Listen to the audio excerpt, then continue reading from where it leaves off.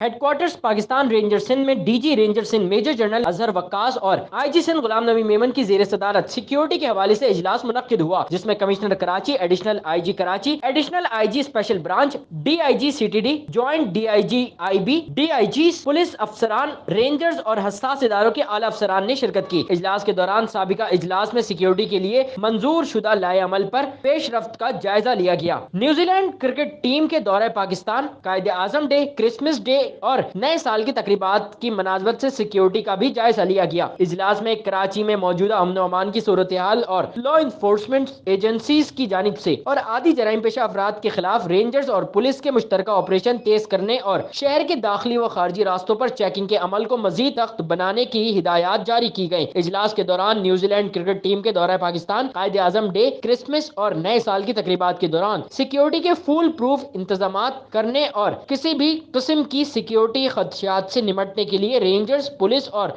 दीगर law enforcement agencies की जानिब से मुश्तरका लाए अमल मंजूर किया गया। सैयद नुमान गुल, C110 news, Karachi. C110 news, खबर की असल खबर।